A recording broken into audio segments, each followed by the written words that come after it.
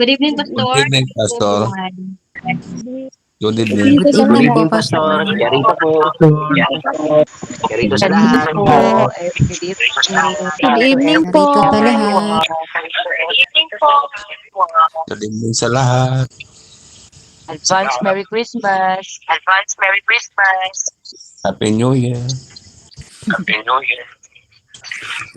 Kulang na lang, Happy Valentine's New no? Year. Okay, maraming salamat po sa inyong pagdalo sa ating gawain ngayong gabi. Shout out sa inyo lahat, Luzon, Visayas at Mindanao, pati ang mga nasa ibang bansa na mga kapwa ko Pilipino.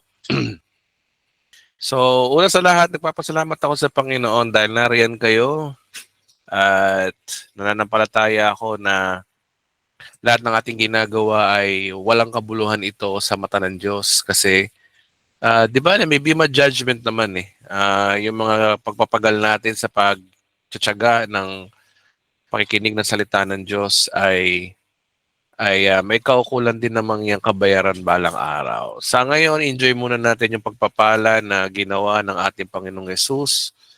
Kung ano man yung mga pagpapalang yun, kung ano man meron tayo ngayon, yan po ay bunga ng ating pananampalataya sa tinapos na gawa ng ating Panginoong Jesucristo sa kusang Kalbaryo na tayo pinagpalat pinaburan at tayo ay binigyan ng maayos at payapang buhay. Okay, so manalangin muna tayo, no? Wala po kami ibang nais, Panginoon Lord, kundi Ikaw, O Diyos, na nagbigay ng buhay sa amin. Kaya nagpapasalamat po kami, Panginoon, sa gabing ito na pinagkatipon mo kami. Lahat ng ito, Panginoon, O Diyos, ay aming pinibigyan ng pasasalamat sa mga mabubuting bagay na ginawa mo, Panginoon, sa amin. Sa araw-araw na pinapakita mong biyaya sa amin, Panginoon. Hindi kami deserving, Panginoon, Lord, na kami, Panginoon, ipagpalain mo, kami iligtas mo. Pero dahil sa iyong ginawa sa krus ng Kalbaryo, Panginoon, kami ay naligtas, kami ay pinatawad, kami ginawang banal, kami ay pinagpalat, pinaburan, kami ay pinagaling mo na sa aming mga sakit karamdaman. Maraming salamat po, Panginoon, sa iyo at sa pangalan ni Jesus. Amen. Palakpakan natin si Lord.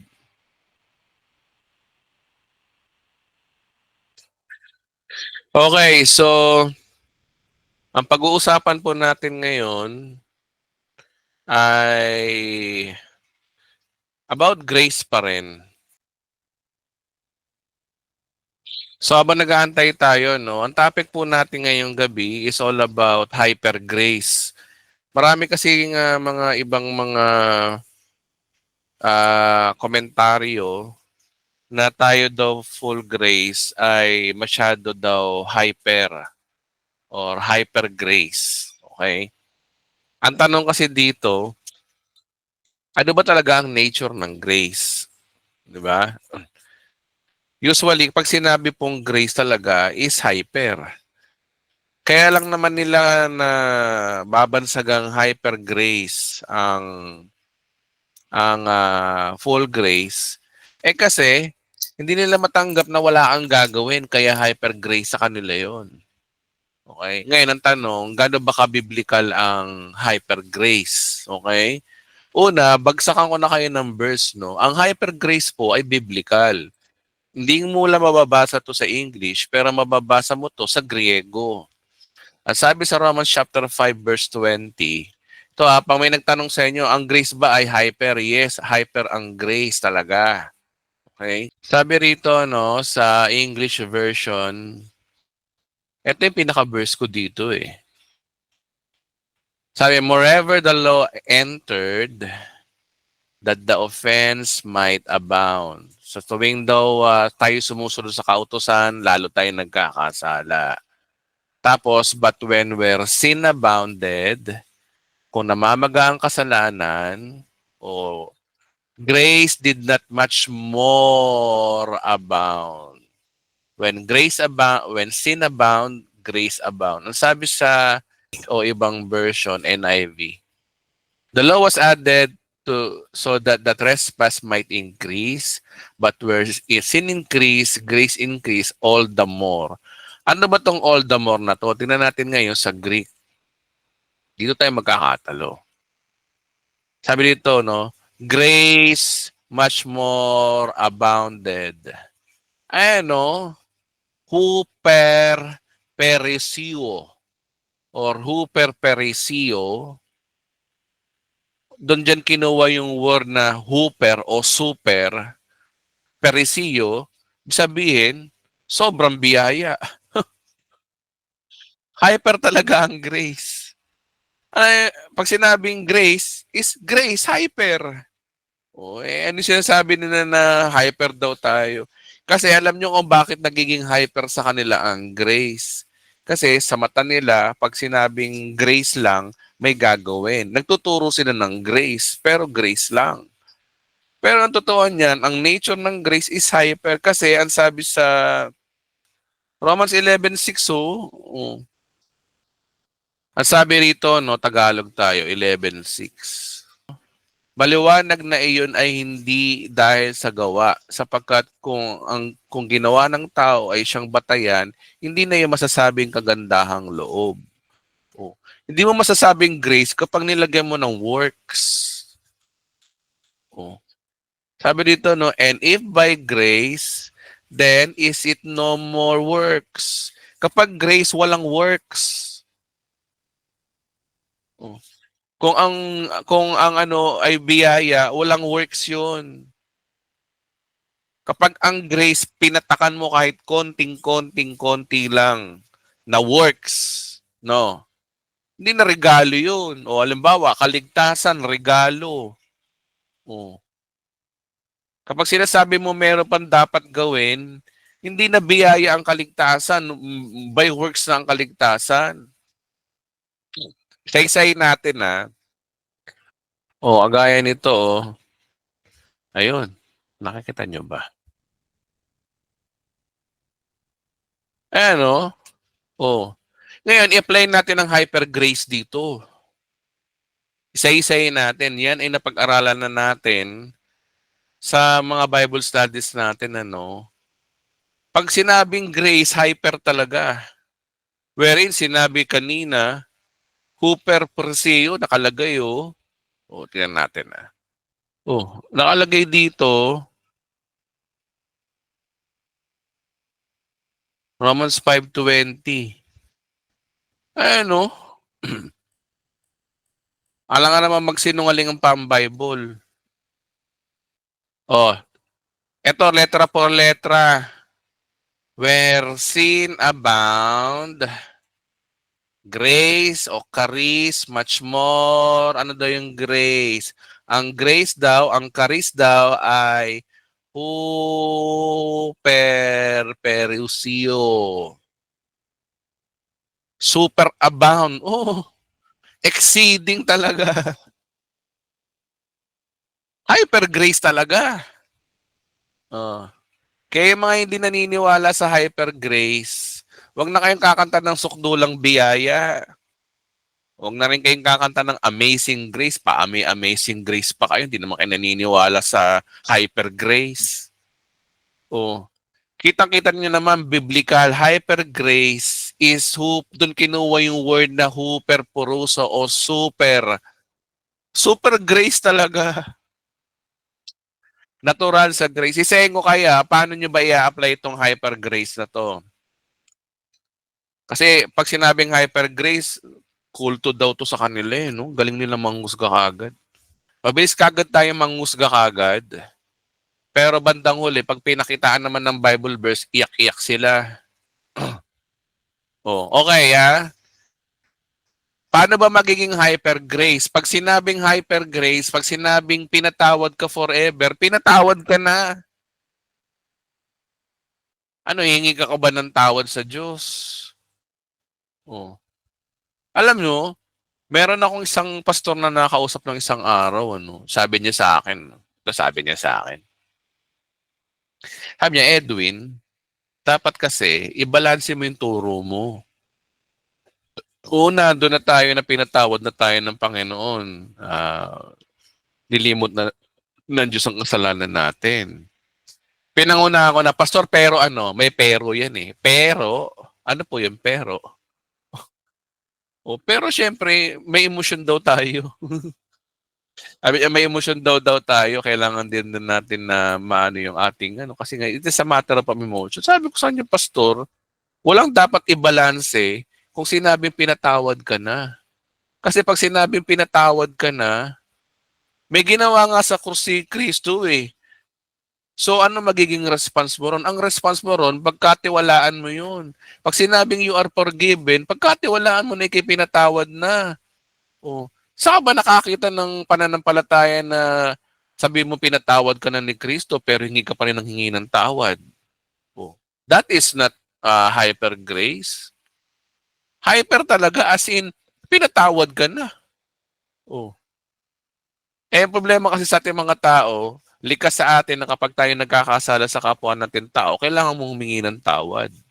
Iba ang Diyos eh. Ang Diyos, iba ang Diyos. In advance, pinatawad ka na niya sa magitan ng kanyang anak. Kaya nga namatay si Kristo sa krus eh. Para yun na magdidikta na no need to say sorry na. Just believe and you will be forgiven. Yun na lang yung pangako na lang ni Kristo eh. Pinatawad na tayo. Hindi ko na ipapakita yung mga verses na to, no? Paulit-ulit lang tayo sa channel na to eh. Yung mga magko-comment dyan sa YouTube, bago kayo mag-comment, alamin nyo muna yung turo namin dito. Biblical po yan, 5 yan. Biblical, sobrang biblical. Ayoko na pong isahin, napakahaba. Basta panoorin nyo na lang yung mga live ko dito. May mga verses yan at hindi lang basta verses, talagang nasa context. No. Okay. Pinatawad ka na, ba't ka pa hingi na sorry? Ang inais ni Kristo, hindi yung kapakumbabaan mo. Ang nais ni Kristo, yung pananampalataya mo. Oo nga, kapakumbabaan, humingi ka ng tawad. Pero it is not necessary kay Kristo. Siya na nga nagpakumbaba eh. Bakit kailangan ko magpakumbaba? Ang magagawa mo na lamang is magpasalamat. Kaya nga sa mga Kristiyano talaga, sa buhay Kristiyano talaga, no, ang payo ni Pablo, pag nananalangin tayo, may pasasalamat. Yun ang dahilan kung bakit tayo kailangan na manalangin na may pasasalamat. Kasi may ginawa na nga. Problema, hindi alam ng mga pastor na to na may ginawa na si Kristo sa atin.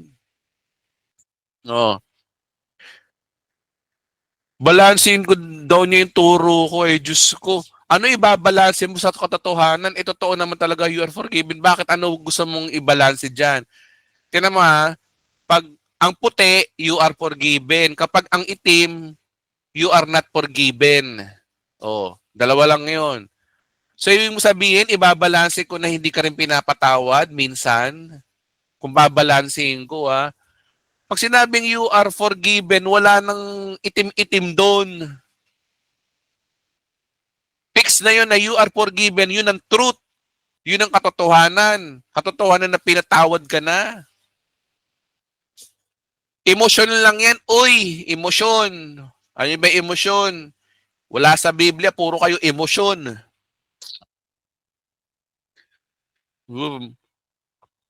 Ang problema, hindi mo mapatawad ang sarili mo, kaya akala mo ang Diyos hindi marunong magpatawad. Sinabi ng pinatawad, you are forgiven forever. Magbabasa pa ba tayo? Sige na nga. Magbasa nga tayo. Baka sabihin itong mga sabadistang to, mga nakikinig sa atin, wala tayong Bible eh. Hebreo 9:12. Diyos ko.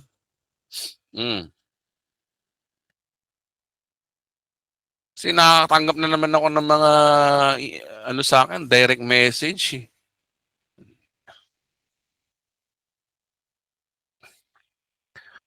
Chill lang ako, chill. Hindi naman ako yung na high blood. Chill lang, chill. Okay, ito. Ito. Basa, Tagalog. Minsan lamang pumasok si Kristo sa dakong kabanal-banalan at iyo'y sapat na hindi dugo ng kambing ang kanyang inihandog, kundi sarili niyang dugo. Yung dugo pa lang yun ay sumisimbolo ng kapagpapatawad ng ating kasalanan. Ano purpose? Para mapatawad tayo sa ating mga kasalanan. Past lang. Past present lang. Yung ba sinabi? Upang mapatawad tayo sa ating mga kasalanan nung nakaraan. Hindi sinabi rito, magpakailanman. Walang hanggang kapatawaran ng ginawa ni Kristo sa iyo, tapos hingin ka ng hingi ng sorry. Ano ba ang basehan nyo? Ang basehan nyo emosyon. Kailangan mo humingi ng tawad. May relasyon ka sa Diyos. Anong relasyon sa Diyos pinagkakana mo? Relasyon daw sa Diyos. Di ba bang may relasyon ka sa kapatid mo, kapwa mo, pag nagkakasala, kailangan mo pa rin humingi ng sorry. Hello, Diyos yung kausap mo, oy. Tao yung sinasabi mo. Iba ang panuntunan ng Diyos. Ang panuntunan ng Diyos, yung Diyos na to, nagsakatawan tao, namatay, para patawarin tayo sa ating mga kasalanan. Yun na yun. Minsan lang niya ginawa yun. Kaya nga sabi rito na minsan lamang mo yun. Sa tao, kailangan mo humingi na sorry araw-araw kung nagkakasala ka, lalo na sa asawa mo, lagi ka nagkakasala. Iba sa tao, iba sa Diyos. Sa Diyos, iba. Yung Diyos na to, nagsakatawan tao na matay sa krus para patawarin ka. So, ang ine-expect niyang gawin mo is panambalatayanan mo na pinatawad ka na. So, ano yung kaso sorry mo? Kakanta-kanta ka ng nung ako ay lalapit sa iyong harapan, puso ko'y luluhod. Ulitin natin, ako ay may lobo, lumipad sa... Ay, Diyos ko. Kakanta-kanta ka pa ng ganon. Hyper grace talaga. Hyper talaga ang grace. Kung makahusga kayo sa hyper grace, hyper naman talaga ang grace. Biblical, nasa Bible. Problema sa inyo, wala kayong Greek. Hindi kayo nag-aaral ng Greek. Low-tech kayo, low-tech. Hindi kayo high-tech mag-isip.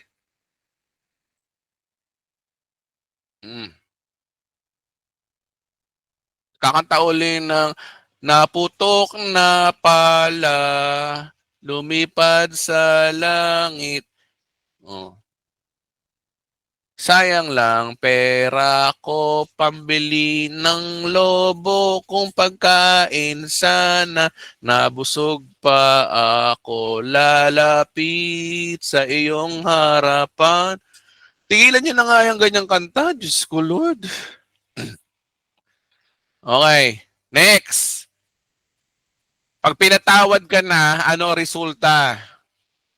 Ano magre-resulta ngayon sa mata ng Diyos? Ikaw ay ligtas forever. Ephesians chapter 2, verse 8 to 9. Sapagkat dahil sa kagandahang loob ng Diyos kayo ay naligtas. Naligtas sa pamamagitan ng pananampalataya. May response ka, kailangan mong panampalatayanan yun para maligtas ka. Kung wala kang faith, hindi ka maliligtas. So you need to have faith for what Christ done to you. Na you are saved because of His grace. At ang nature ng kaligtasang ito ay isang kaloob o regalo. Pag regalo, wala kang gagawin. Regalo nga, may gagawin ka. Hindi sa pamamagitan ng inyong sarili. Walang kinalaman ng sarili mo rito, para maligtas ka. At hindi ito bunga ng iyong mga gawa. Kaya walang dapat ipagmalaki ang sino man. Ngayon, dahil ligtas ka na, verse 10, iukol natin ang ating buhay sa paggawa na mabuti. Doon pa lang ang good works, doon pa lang. Ibig sabihin, may gagawin ka pa rin good works pagkatapos mong manampalataya, hindi yung good works muna bago faith. So, ang chronological order, ang biyaya ng Diyos ay manampalataya ka lang. Faith muna bago good works. Dito yon. O, alam na natin yan. Paulit-ulit na yung verse na yan. Oh, ano hyper grace dito? Ibig sabihin, ligtas ka na. Nagkakasala ako. Ligtas ka na nga eh. Ano pag nagkakasala ka, nagiging anak ka ng demonyo? Anak ka na nga ng Diyos eh. Oh. Kayo nga, di ba, may mga anak kayo, di ba? Oh, anak nyo, naglayas. Sumama sa barkada, no? O kaya yung anak nyong babae, naglayas, nagtanan. Sumama sa boyfriend. Kapag bumalik ang anak nyo na buntis, hindi nyo ba tatanggapin? Oh. Nagkasala anak nyo, ang tanong, anak nyo pa ba siya? Syempre, kadugo nyo galing sa sinapupunan mo yun. Syempre, anak mo yan, kahit nagkasala sa'yo, anak mo pa rin. Ganon din kay Kristo. Yung manampalataya sa Kanya ay anak ng Diyos. Magkasala man, anak pa rin ng Diyos. Magkasala man, ligtas pa rin. Kaya hyper grace talaga ang grace hyper. Yung grace nyo, grace lang. Yung grace nyo, marupok. Yung grace nyo, magkasala lang, anak na ng demonyo. Hindi lang umatin ng simbahan, backslider na. Next, holy forever. Banal ka na sa mata ng Diyos. Dahil ikay pinatawad na, bukod sa naligtas ka na ang bunga nito, ikay banal na sa mata ng Diyos. Hindi mo na kailangan magpakabanal sa mga pamagitan ng iyong mga gawa. Sa mata ng Diyos, banal ka na. Yun nga lang, sa mata ng tao, hindi ka pa banal, kaya kailangan mo pa rin mag-good works. Doon papasok yung good works sa tao.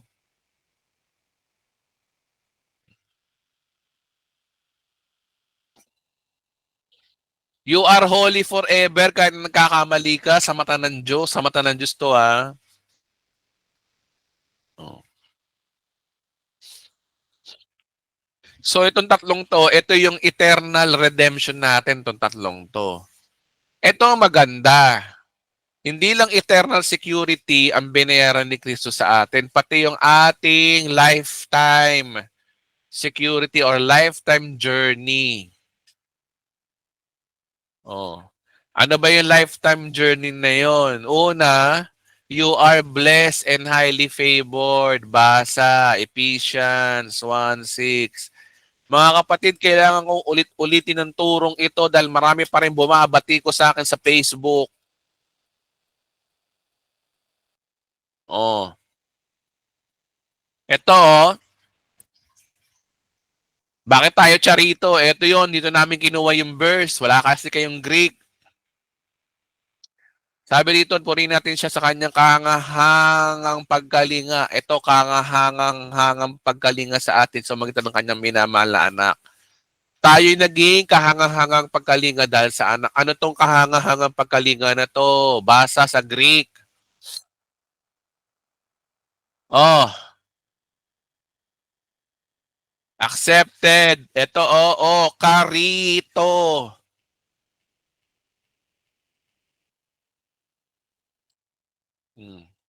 Karito, ayan o.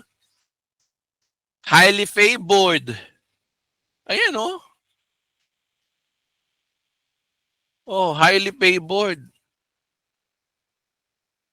Karito. Pag sinabing sobrang pinagpalat, pinaburan, ibig sabihin, lahat ng kahilingan mo, ibibigay na ng Diyos. Dininig na ng Diyos in the past. Tinapos niya na yun sa kusang Kalbaryo, dito yon. Tinapos niya na dito yon. Ibig sabihin mga kapatid, lahat ng panalangin pala natin, kung makakabuti sa atin na, ibinigay na pala ng Diyos yun. Pinagpalat, pinabura na tayo.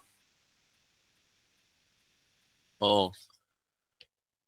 Ba't ka pa, ba't ka pa magpe-prayer mountain, magpe-prayer meeting pa kayo para makuha yung pabor ng Diyos? Dininig na nga.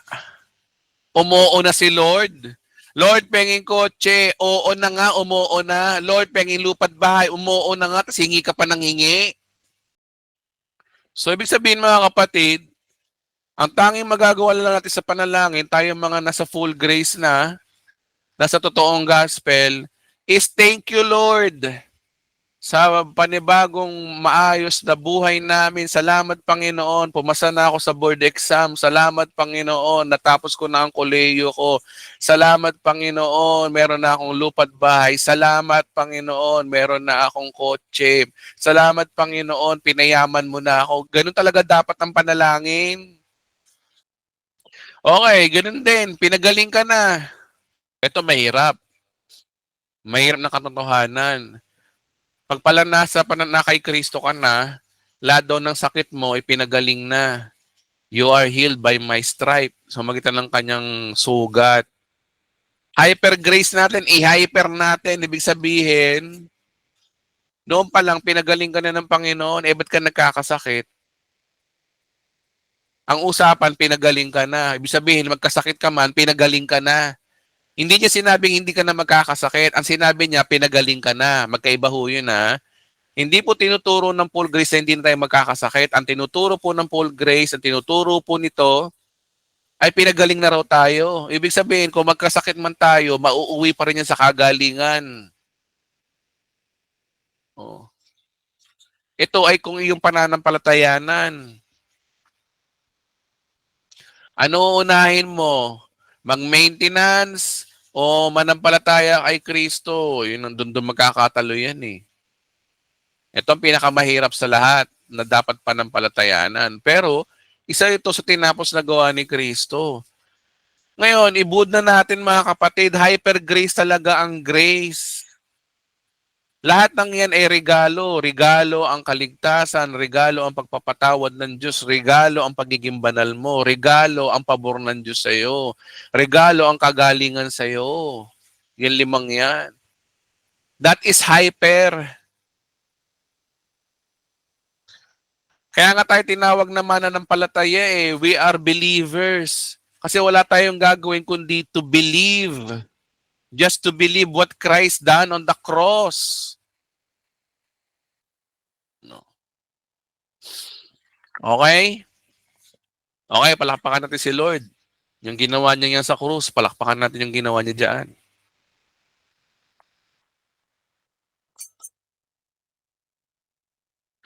Diyan siya naging bayani. At yung pagiging bayani na yan, hindi maintindihan ng iba. Ngayon, kung sasabihin mo, ikaw nakikinig ngayon dito sa YouTube, sasabihin mong ito'y kalokohan, etong sagot ng Diyos sa'yo. Basa, Colossians, 1 Corinthians 1:18. Kung ito'y kalokohan sa'yo, eto ka. For the message of the cross. Ito yung message of the cross, yung limang yan. Kung yan ay kalokohan sa'yo, eto ka daw. Is foolishness to those who are perishing. Kapag ito ay kalokohan sa iyo, itong ginawa ni Kristo sa krus at meron kang dapat gawin para maligtas, para mapatawad, para maging banal, para makuha ang pabor ng Diyos at para gumaling, at ito'y kahangalan sa iyo, kasama ka sa mapapahamak, ito, is foolishness to those who are perishing. That is message of the cross. Ito. This is the message of the cross. Ganyan naging bayani si Kristo, tapos sasabihin mo, hindi ka pa pinatawad, past present lang ang pinatawad, future hindi. Insulto kay Kristo yan sinasabi mo, oy. Nawawala ang kaligtasan sa'yo, insulto kay Kristo yan, kasama ka sa mapapahamak. Pero, sa mga agaya nating nananampalataya, eto daw sa atin, no? But to us who are being saved, it is the power of God. Kapangyarihan ng Diyos to. Naiintindihan natin ito'y kapangyarihan ng Diyos. Pag sabihin kapangyarihan ng Diyos, Diyos lang ang may gawa. Pag Diyos lang ang may gawa, wala kang gawa. Wala kang magagawa. Yan po ang buhay Kristiyano, nabubuhay lamang sa pananampalataya na nilalang lang nila yung faith lang daw, faith lang daw. Okay, sa mga bago lang dito sa YouTube, panoorin nyo na lang yung mga ibang mga vlog regarding dito sa finished work of Christ. Makikita nyo naman yan sa sa mga pamagat. Pero ito po ay ang aming pinanampalatayana ng mga taong nasa grace, nasa full grace o nasa hyper grace o ano man itawag nyo. Ang mahalaga rito, kami nananampalataya sa tinapos na gawa ni Kristo. Ito ang tunay na gospel na inihayag ni Apostol Pablo. So maraming salamat po, no? Palakpakan muli natin ang ating Panginoon. Okay, mga magtatanong, type lang po ng Charito. At I will entertain some questions. Si Ronald Flores, pwede ka na po magtanong, kapatid na Ronald. Hello po, Pastor. Good evening. Hello. Good evening po. Pastor, tanong ko lang po yung about sa microchip. Mhm. Kasi po, sa isla po ako nagtatrabaho dati po. Pati yung kapitbahay po namin, naka-encounter na rin po siya ng yung kamay lang po yung ginamit ng guest na pangbayad sa ano po, sa bill niya po. Mhm. Yun na po, yung sa akin na po, Pastor, yun na po ba yung ano? Okay, ganito po yung senaryo, Nakalagay na kapatid. po. Ganito senaryo, kapatid, no? Sabi sa Revelation chapter 13, kung titignan mo yung pinaka-verse niyan, wait lang ha. Sabi rito, no? Sabi, sa pilitang pinatatataka ng ikalawang halimaw ang lahat ng tao ng kanilang kamay at noo, maging sila'y hamak o dakila, mayaman, mahirap at alipin o malaya. Walang maaring magtinda o bumili malibang sila yung may tatak ng pangalan ng halimaw o bilang ng katumbas na yon. Tapos 666 yung katumbas ng ano. So, ito ay usually naiintindihan na ho ngayon to ng ating technology sa panahon natin ngayon.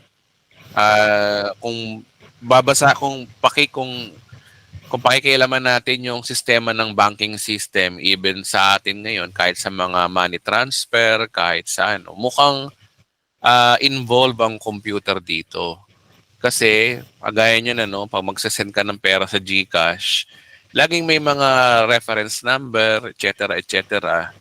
So, it involves number. Oh, kaya, ayun. Tapos, so, sabihin na natin na ito ay banking system, pero merong kang dapat maintindihan dito na sabi rito, no, sa pilitang pinatatatakan ng ikalawang halimaw ang lahat ng tao. So, dito, merong bagay kang dapat maintindihan. Ang tanong dito, sabi doon, yung halimaw daw, yung ikalawang halimaw. Ang tanong, meron na bang ngayon, ang tanong, nasa panahon na ba tayo ngayon na nandito na yung Antikristo o meron na bang Antikristo? Meron na bang halimaw? Ang tanong. Wala pa po, Pastor. Wala pa. Wala yan. Ano yan? Null and void yan. Hindi pa yan. Ang usapan sa propesiya, kapag nangyayari na yung yung tribulation age, sa pangatlo, kapatid, mangyayari pa yan sa Great Tribulation. So, hindi pa yan. Okay po, Pastor. I'm not saying, ano na lang, mag-ingat ka na lang, pero the point, hindi pa ho yan. Kasi ang ano dito, tatak ng halimaw, hindi pa naman tatak ng halimaw yun eh. Kagaya dati nun, no, yung bio, yung ano daw, yung, mali sa sa COVID-19, ano ba yun? Yung vaccine daw. 666 daw yun, mga ganun. Ang point kasi doon, kung alam nila ang eschatology, hindi sila mag-iisip ng ayon na yun. Tandaan niyo mga kapatid, no, ang tatak ng halimaw, mangyayari pa yan sa tribulation age. Ang tanong, nasa tribulation age na ba tayo? Hindi pa po. Nasa charts pa po. Wala pa. So, null and void yan, kapatid. Kahit ano sabihin mo. Null and void yan. Okay po. Sige po, Pastor. Thank you po. Okay. Kahit magkaroon ka ng ng mga kapatid, no, ito kahit magkaroon kayo ng bangko o ATM na nakalagay sa wala pa yan. Ang usapan, kapag yung halimaw mismo, yung antikristo mismo na andyan na at nagkakaroon na ng sapit, at sabi ito, sapilitan eh. Oh, hindi naman sapilitan ng senaryo eh. Tsaka wala pang halimaw. Wala pang antikristo. Kaya tuloy lang ang buhay mga kapatid, huwag kayong mapagpa-apekto sa mga conspiracy theories ng mga ibang di malaman kung sino yung kung nag-aaral ba sila ng Biblia or what. Okay, next question po. Si Amelia Gabriel Amela, ano man? Armela ba? Armela po, Armela. Hello po, good evening. Pwede na po kayo magtanong kapatid. Wait lang po at ako'y na. Wait Sige lang po. po. Sige po. Pupunta lang po ako sa kwarto kasi. Para Ingat walang po. nakakarinig. Ingat po kayo, may nangangalabit dyan. Ay, hala ka. Joke lang po. Malamig po kasi dito. Taglamig na kasi. Ay, nasaan ho ba kayo? Nasa Japan po, ibang Japan. nasa Japan po. Wow, sana all. Sana Cherry, all. cherry Ako ako po yung dating humingi sa inyo ng payo. Dati. Mhm. Ito po yung tanong ko, yung sa First Thessalonian, Mhm. 1 Thessalonians 17, yung pong pray without ceasing po, yung parating manalangin. Mm. So, ito po kailangan all the time manalangin po. Paano? I mean, kasi pag di daw po nanalangin pa nagkakasala. Nagkakasala. Pag Ano? hindi nakakapag-nalangin, like, kunyari everyday, umaga, tanghali, hapon, mananalangin ka. Mhm. Mhm. Yung pong, kailangan po talaga. Sino yung may time sabi, na- sino may sabi na kailangan manalangin o hindi magkakasala ka? Sino may sabi ho nun? Yung mga kasama ko po sa church dati, isa mga kasama ko po sa church. Kaya kailangan lagi manalangin. So, minsan pagka hindi ako dasal, parang nafe-feel guilty po ako kasi pag daw po, tawag dito, kaya nakalagay sa Bible, lagi manalangin. So, pag lagi manalangin, so pagka hindi ka nanalangin, ibig sabihin, nagkakasala ka. Wala akong sinasabing gano'n ng Bible, kapatid. Wala akong Ah. sinasabing gano'n. Na hindi ka lang nakapanalangin, nagkasala ka na. Wala akong gano'n. Ang problema ko kasi, yung mga sabi-sabi, no? Agaya niyan, sabi lang pala ng ano nyo ho yun, ng kasama nyo. Opo. Wala ho sa Bible po yun. Wala akong sinasabi ang Bible na pag hindi ka nanalangin, nagkakasala ka, maliban lamang kung nasa Old Testament ka pa. Sa Bagong Tipan po, wala po. Tingnan niyo, basahin po natin yung sinasabi niyong verse, no? Teka lang Sabi niyo po, pray without ceasing, di ba? Praying without ceasing. Opo. Tingnan natin sa 1 Thessalonians chapter 5, verse 16. Tingnan natin kung talagang sinabi nagkakasala ka, kapatid. Okay? Opo. 1 Thessalonians chapter 5, verse 16.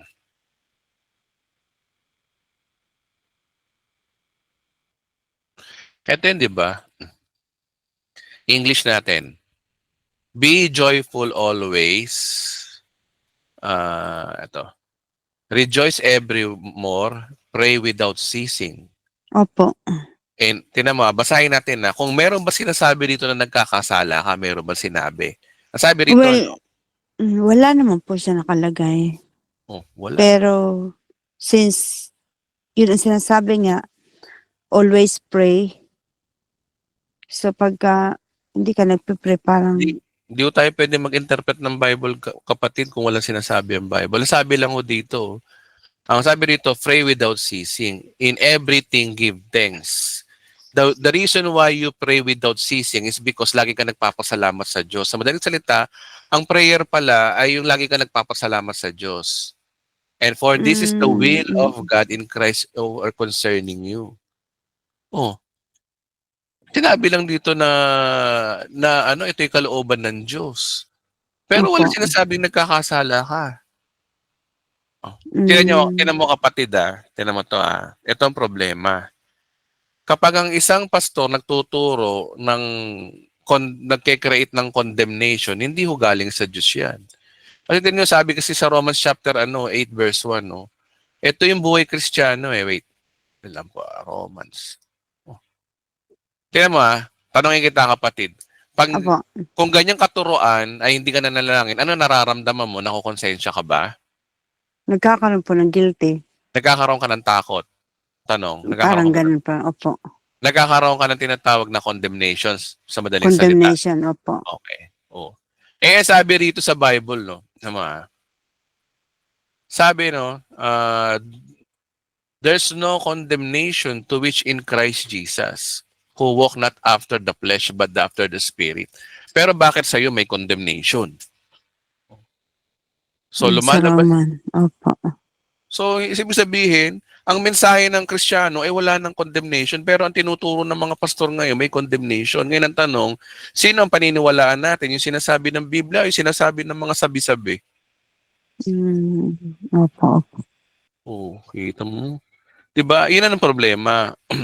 Kaya kapatid, mahalaga ho talaga, sa Bible ho tayo depende, hindi sa mga sinasabi ng pastor, sabi ni God. Yung pong effective daw po yung prayer pag madaling araw, mga ganon. Sa Bible po yun. Na madaling araw ka mag-pray, effective. Saan po sa Bible ho yun?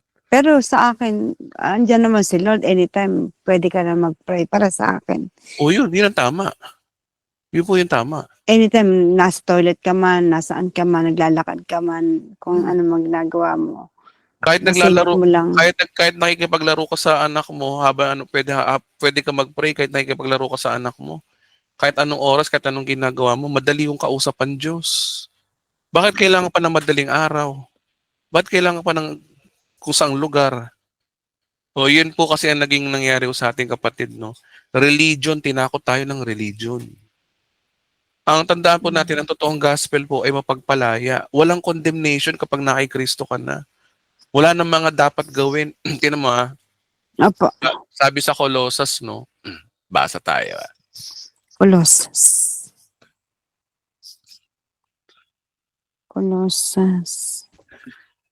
Sabi sa Colossus chapter, wait lang may nakita ko dito kanina. Sabi dito, no, kaya't wag na kayo magpasakop sa anumang alintuntunin, Tungkol sa pagkain namin. tungkol sa kapistan, buong bawan. Ang mga ito ay anyo lamang. No? Wag na kayo magpapatangay sa pagpapakita. Sabi dito, no? Kayo namatay na kasama ni Kristo at hindi nasakop ng alintuntunin. Alintuntunin po yung mga ganyan eh. Kailangan mag-pray ka ng madaling araw. Kung hindi, nagkakasala ka. Kailangan ganitong gawin mo. Kung hindi, mawawala ang kaligtasan. Alintuntunin po yun eh. Sabi dito, bakit pa kayo sumusunod sa mga alintuntunin tulad na huwag kayong hahawak nito, huwag kayong titikim ng ganyan, huwag gagalawin yun. Oh. Ito yung mga utos at katuroan lamang ng tao. Ayan Bible may sabi Kaya tandaan mo kapatid, kapag ang isang turo ay may nagsasabi na bawal lang ganito, bawal lang ganyan, hindi yun totoong gospel. Turo lang ng tao yun. Ang panalangin po, hindi po natin pwedeng ikahon ang Diyos. Hindi natin pwedeng limitahan ng Diyos pagdating sa panalangin. Manalangin ka o hindi, as long na meron kang pananampalataya sa ating Panginoon, ligtas ka pa rin, mahal ka pa rin ng Diyos. Amen. Bakit hindi naman nag-uubliga ang Diyos Alam niyo kung bakit? Religion ang tinuro sa atin. Tsaka kapatid, isa pa nakikita ko sa iyo, yun nga lang. Okay, hindi pa naman late Mag-aral po kayo mabuti ng Biblia. Basahin niyo po mabuti ang Bible natin. Kasi para hindi po kayo natatangay ng mga maling haka-haka. Yun po yung pinakamatinding niyo po roon. Tinan niyo kami dito. Ba't ako confidence, di ba? Nagtatanong kayo, sabi ko, sa Bible? Sa Bible. Kasi nabasa ko ng Bible. Nabasa na namin. Kaya alam namin kung ang mga idea ba ay galing ba sa Bible o hindi. Confident kami. Kaya napakahalaga kapatid yung nagbabasa po tayo ng Bible. Sa bagay, kung bago ka pa lang, okay lang yun, at least alam mo na. Ang may papayo ko lang kapatid, basa po kayo ng Bible. Ang bagong tipan, basahin niyo po. Basahin niyo po yung mga sinulat ni Apostol Pablo para hindi po kayo napapatangay sa ganyan. Nandito naman po kami, handa naman namin kayong tulungan. Kung may mga katanungan kayo, sasagutin po namin kayo. Maraming salamat po. Tandaan mo kapatid, wala nang paghatol kay Kristo. Kaya wala nang dapat ikaw ikatakot. Dapat manatili ka malaya. Ang sabi rito, Galatians chapter 5, verse 1. Sabi rito, no, malaya na tayo dahil pinalaya na tayo ni Kristo. Kaya magpakatatag kayo at huwag na po tayong paalipin. Paalipin saan? Paalipin sa mga bagay na nasa kautusan. Ito po yun, no? Yung mga pananakot. Sabi dito si Pablo, ako si Pablo nagsasabi sa inyo kapag nagpatuloy, binabalo. Inuulit ko ang lahat ng mga taong nagpatuloy ay kang gana ng malalim kasi itong patuloy, sabi nito yung kautusan eh. Mhm. Pero dito ho tayo sa verse 1, no? Di na tayo dapat nagpapaalipin sa ganyan. Malaya na ho tayo. Malaya ho tayo sa ating mga dapat gawin. Pinagpala na po tayo ng Diyos. Sabi sa Biblia, si Kristo ay naghirap para tayo ay managana. Mapagpalaya po ang totoong gospel, hindi po yung gospel na ganyan na marami kayong mga bagay na kinakatakutan. Opo, opo. Wala din na ipagkakaiba wala rin pagkakaiba sa mga Katoliko na marami mga bawal-bawal, marami mga dapat gawin. O, yung ganun din ng mga ibang born again ngayon. Pero ang totoong gospel po mapagpalaya po. Kaya napakahalaga po kapatid na basahin niyo po ang Biblia niyo po para sa ganoon. Napipilter niyo po mabuti kung ano ba yung tama, ano ba yung mali. Pamamagitan ng Bible. Salamat po. Okay po? Okay, thank you. Malaking tulong po. I mean, nalinawan po ako. Oo. Si Kristo po ay matinong Diyos, hindi ho siya galit na Diyos. Si Kristo po ay mapagmahal. Ang sabi di ba ni Kristo, lumapit kayo sa akin kayo mga napapagalan. Ang pamatok niya ay magaang. Hindi ho yung ganyan na napakabigat na hindi ka lang manalangin, nagkakasala ka na. Hindi po ganun si Kristo. Hindi po ganun mali yung impormasyon na binigay nila sa inyo na ang Diyos ay laging magagalitin. Hindi po ganun ang Diyos. Mapagpalaya po ang ating Panginoon. Kaya nga ho siya namatay sa kusang Kalbaryo para lumaya tayo sa ganyan. Kaya manatili kang malaya, kapatid. Yun ang may papayo ko sa iyo. Maraming salamat po, Pastor. Okay, salamat po. Thank you po. Sarito po. Magandang gabi po. Okay po. 8:58 PM. Salamat po sa mga nagtatanong. Pagpasensya nyo na kung medyo prangka ako mga kapatid. Ganun talaga kailangan na natin. Nagmamadali na tayo kasi malapit na dumating si Lord. Hindi na ako pwede na mag-preach sa inyo ng bula-bulahan. Ayoko po mag-preach ng bula-bulahan. Direct to the point na po tayo. Pag sinabi kong ito wala sa Bible, wala ho talaga sa Bible po yung mga idea ho natin minsan. Maniwala po kayo. Maliban lang kung nagbabasa ho kayo ng Bible. Pero napakahalaga ho sa panahon ngayon na dapat ituro na yung tama. Para nang sa ganun, hindi ko tayo naliligaw. At nang sa ganun, lumaya tayo at magkaroon tayo ng katahimikan ng buhay.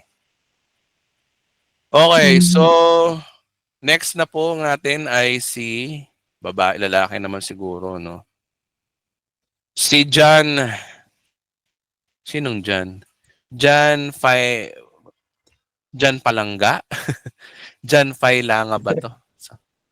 Yes, Pastor Charito po. Parang Sa- Palangga yung apelyido mo, parang mapagmahal Palangga sa Pailangga po, Bisaya. Pailangga. Pailangga. Di ba mahal ang Palangga sa Bisaya? Ano ba yun? Palangga. Mapagmahal. Beloved. Oo. Sige po kapatid na dyan, pwede na po kayo magtanong. Mahal daw, sabi ni Maricena.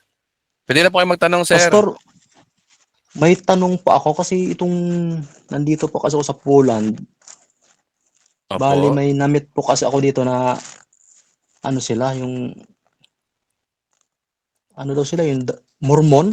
Ano ba yun, Pastor? Religion ba yun nila dito? Or Mormon. Joseph Tabok Smith po. po yan. Naniniwala sila na si Kristo Opo. tsaka si Kristo at saka si Lucifer magkapatid. Tsaka paramihan ng asawa dyan.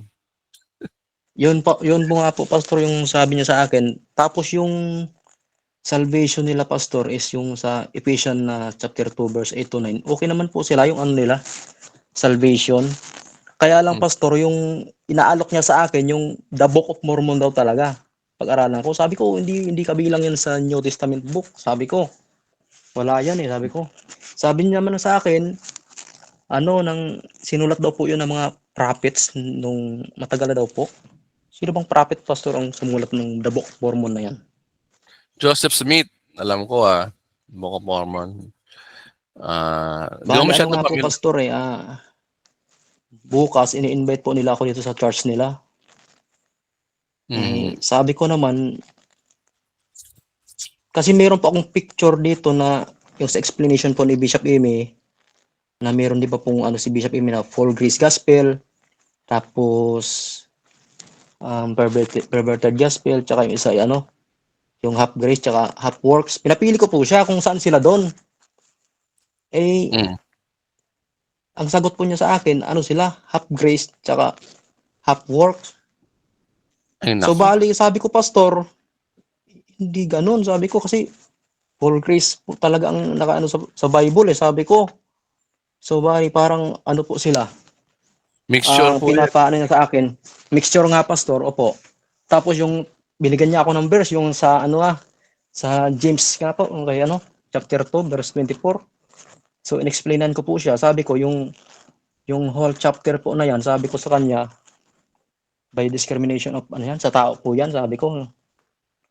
Tapos inano naman niya ako, yung kay Apostol Pablo naman po. Mm. Sabi ko, hindi naman contradict yung dalawang verse na yan. Hindi po kami magkaintindihan, Pastor, kasi ano sila eh, tatlo kasi sila eh. Tapos mag-isa na ako. Sabi ko, sa kanila pala, Pastor, yung sa iisang verse lang sila nagbabase, hindi sa kagaya sa atin, sa full grace, whole chapter talaga para malaman natin yung konteksto kung ano. Konteksto, opo. Opo.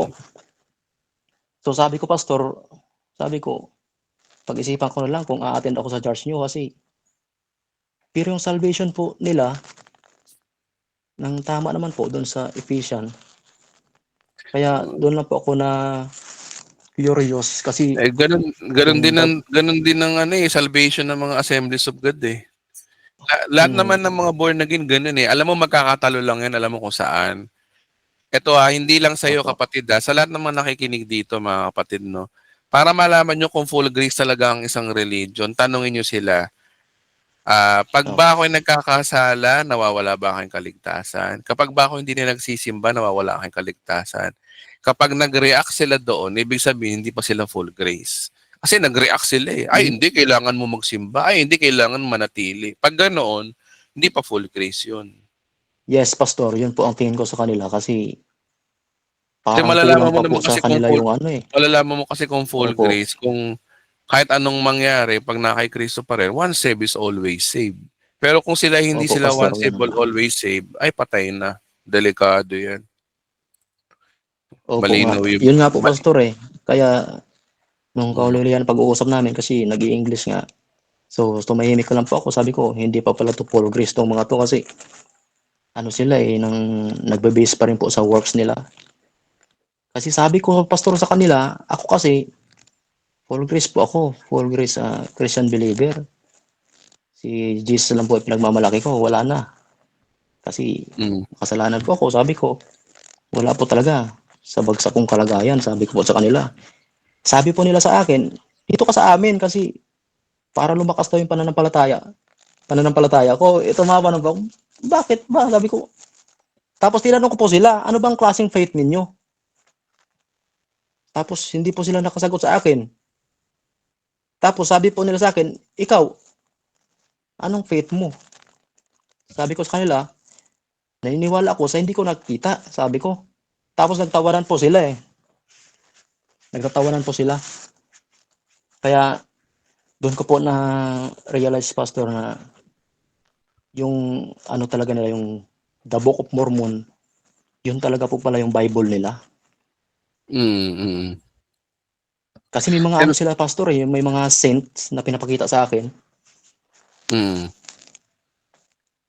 So yan pala, Pastor, yung ano, yung sumulat ng book nila. Kasi sabi ko po, wala talaga sa New Testament yung ano nila eh. Yung book nila, hindi kasali. Kaya nagtaka po ako. Sabi ko, ang kay Apostol Pablo, sabi ko, Romans to Philemon lang naman eh. Diba po? Eh, parang hindi po nila inano si Apostol Paul. Bali doon lang po sila kumuha sa verse ni Apostol Paul, yung sa salvation lang po sa Ephesians chapter 2 verse 8 to 9.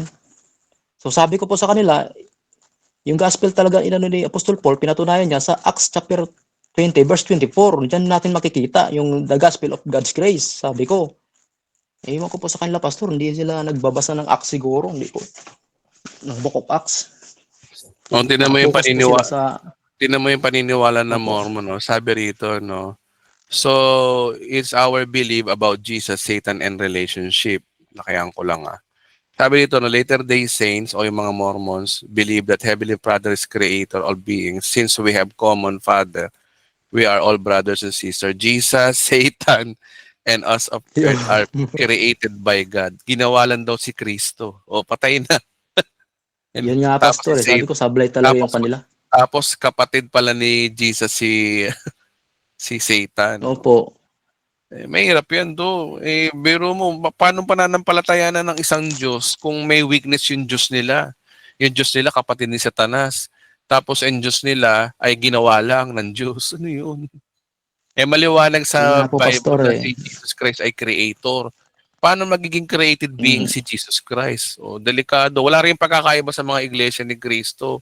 Si iglesia ni Cristo, si Cristo tao lang. Palyado yung Cristo nila. Parang dito rin. Yung Kristong paniniwala nila, palyado rin dahil yung Kristo nila ginagawa din, hindi pala creator, kundi created Oo. beings. Tapos kapatid pa ni Satanas, diretso, delikado yung ganyang pananampalataya, kapatid. Oo. Yun nga Hindi po, lang pastor yan, eh. hindi lang Kaya, yan, hindi, ito kapatid, hindi lang yan di full grace, consider siya as kulto talaga. mhm, Sorry parang ganun nga po. Kulto talaga yan, delikado yan. Mo Kristo tsaka si Satanas Kasi, magkapatid. Ano yun?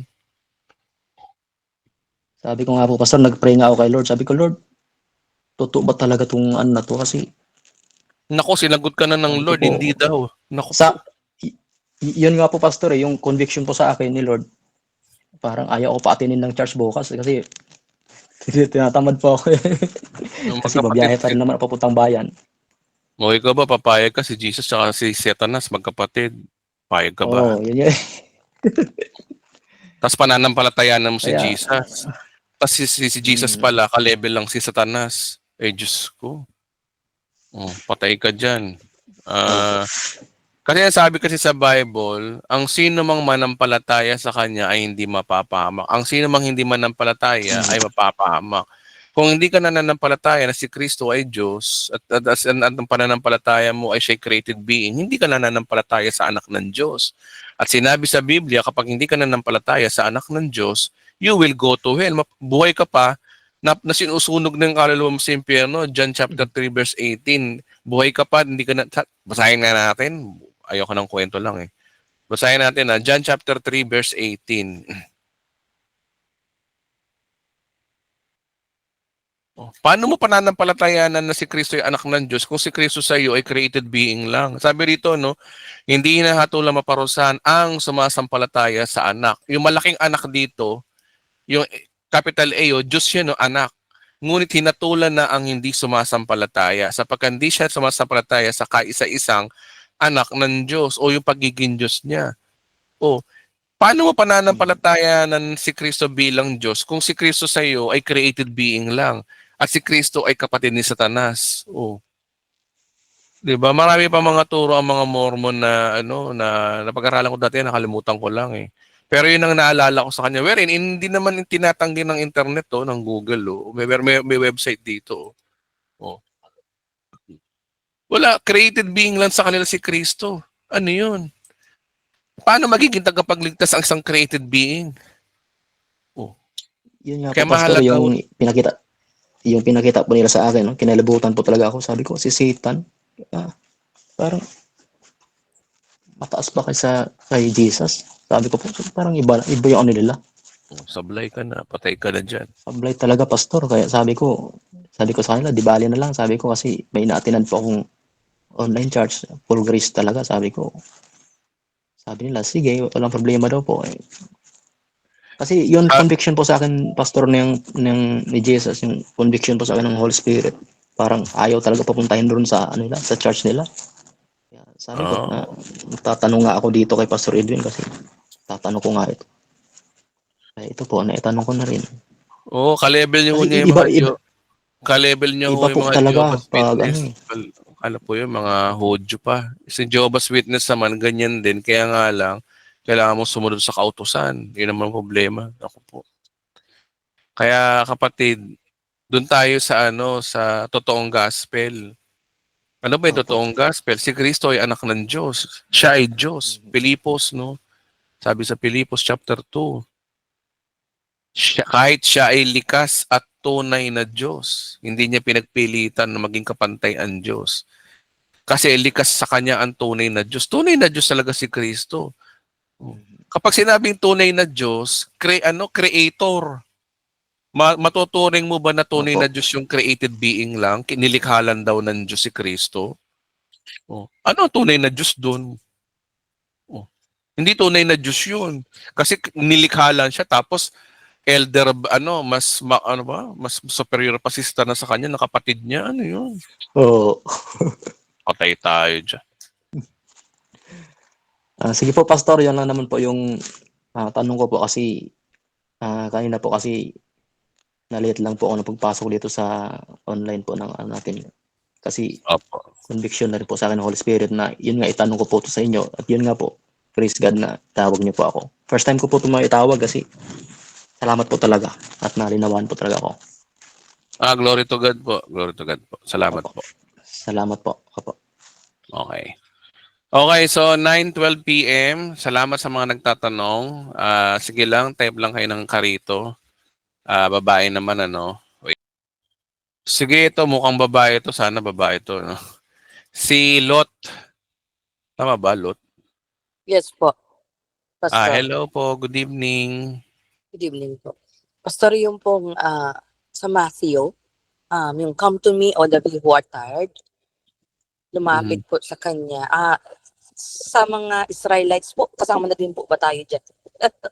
Matthew 5. Teka lang po, Kalimutan ko. Come unto me all verse. Sige, sa Matthew 11 yan, di ba? Matthew 11:28.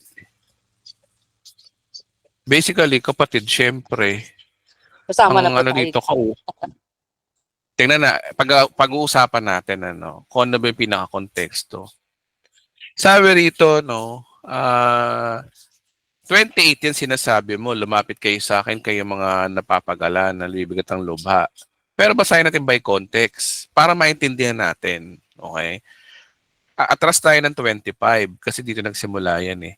Nang panahong iyon, sinabi ni Jesus, Ama, Panginoon na nasa langit at lupa, salamat sa iyo sapagkat inilihim mo ito mga bagay ito sa mga marurunong at matatalino at inihayag mo naman sa mga may kaloobang tulad ng bata. Kalooban.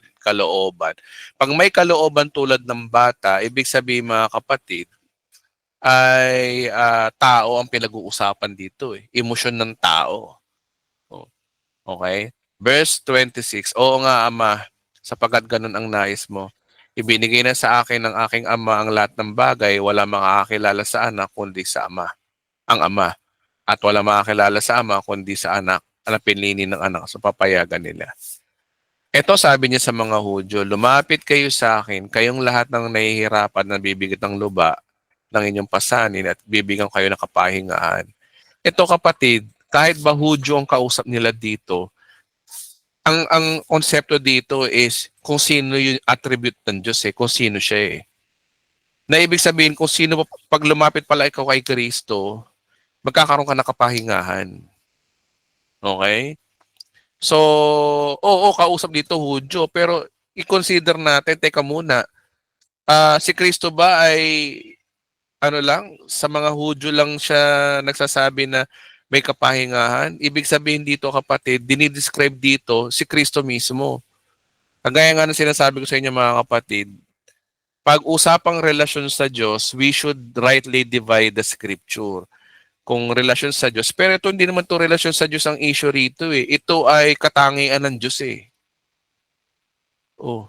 Kaya applicable din sa atin to na tayo lumapit sa Kanya. Walang Hudyo-Hudyo, hentil-hentil dito. Kasi ang dinidescribe na dito ay si Kristo mismo, yung Kanyang katangian. Na siya ay madaling lapitan. Kaya kung nahihirapan ka, nabibigatan ka sa iyong pasanin, bibigyan kayo ng kapahingahan. Totoo to pag nakay Kristo ka. Where in general ho to.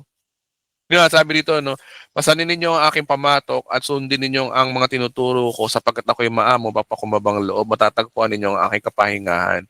Sapagkat madaling dalhin ang aking pamatok at magaang ang pasaning binibigay ko sa inyo. Wherein ito ay nangyayari nga, no? Kasi si Kristo nga, di ba, ang hangganan ng kautusan? Oh. Si Kristo ang tumupad ng kautusan. So, ibig sabihin, kung mananampalataya kay Kristo, hindi mo na kailangan sumunod sa kautusan para matuwa ang Diyos sa iyo, kundi sa pamamagitan niya. Ito yun. Ito po yung pinaka-ibig sabihin ni Kristo rito in general term. It is all about salvation of men ang pinag-uusapan dito. Katangian po ni Kristo ho to, hindi po to usapang utos sa Hudyo. Walang kinalaman.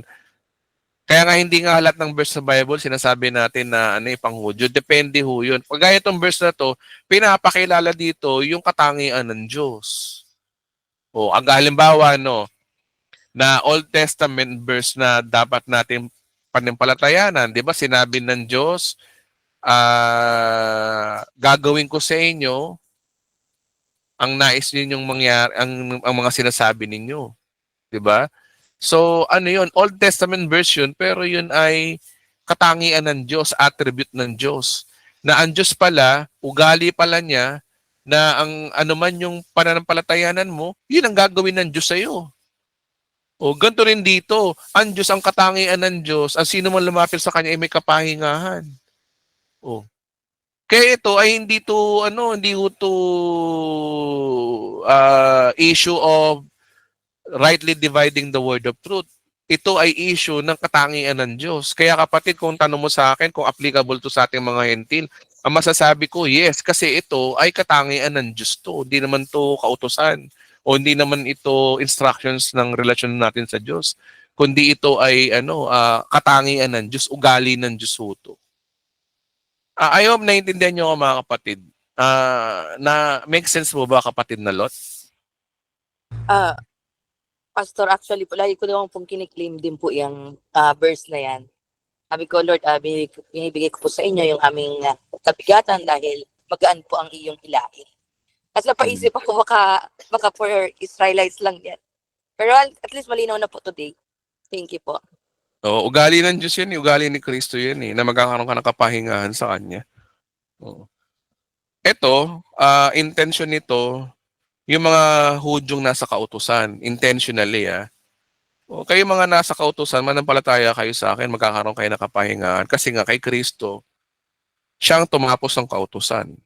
Yun yung ibig sabihin ni Kristo rito. Para nagpa-prophecy na rin si Kristo rito na pag lumapit kayo sa akin, parang nyo na rin nasunod ng kautusan. Kasi ang kautusan kasi nakakapagod. Kaya nangyari niya, yun ang sinabi niya. Pero ito, kung lalawa kami pangunawa mo, hello, ugali ni Kristo to. Ugali ng Diyos to. Kapag ang isang verse, kahit na nasa Old Testament, pag sinasabi yung ugali ng Diyos, dapat natin panampalatayanan. Halimbawa, sinabi ng Diyos na ako ang Diyos na nagpapagaling. Maliwanag yun. Kahit ba nasa Old Testament yun, maliwanag na ang Diyos ay nagpapagaling. Kaya nais ng Diyos na magaling ka. Yun nga lang, ang paraan ng Diyos iba na. Sa Old Testament, para gumaling ka, kailangan mo sumunod sa kautusan. Sa New Testament, iba na. Sumunod si Kristo para ikaw ay gumaling sa pamamagitan ng kanyang latay. Kaya para gumaling ka, panampalatayanan mo yung ginawa ni Kristo. Pero yun pa rin yung ugali ng Diyos. Nais pa rin niyang ikaw ay gumaling. Ganun po yung mga kapatid. Dapat po nating ma-divide ng maayos yung pag-aaral ng atin ng salita ng Diyos. Okay po. Malinaw naman po, Pastor. Okay, salamat po. Okay. Alam ko kapatid na malinaw sa iyo. Para na rin to sa mga nanonood sa YouTube. May tanong pa ko kayo kapatid? Wala na po muna. Thank you po. Salamat po sa inyong katanungan po. Salamat po. Okay, 9:20 p.m. Sige, si Kate Abayon. Magandang gabi po, Pastor Edwin. First time ko po dito. Good evening po. Charito po. Ayan po, may... diretso na po ako, Pas. Sige po, go ahead. Direct to the point. Salamat po. So, nag-PM po kasi ako sa iyo sa Messenger. So, parang siguro po dahil busy ka na rin po talaga ay hindi mo na rin po nasagot. Pero yung unang tanong ko po, nasagot mo naman po. Yun nga lang yung parang sumunod ko po na tanong is hindi na po. So, okay lang po yun. So, ngayon po, salamat sa Panginoon dahil nagkaroon po ko ng pagkakataon. So, Mhm. gusto ko lang po itanong, Pastor, yung hindi ko na po kasi mahanap yung verse. Pero yung sabi po ba ni Jesus na parang hindi po mangyayari yung mga bagay na yun hanggat na parang mamamatay po yung mga taong kasama po niya. Na ano niyo po, nare-recall Sa niyo po. Mateo po yun eh, Mateo. Ano. Po yan, parang doon po. Hindi ko na po kasi mahanap, pinahanap ko po ngayon eh. Sa Mateo po yun, wait lang po ah. Opo, salamat po.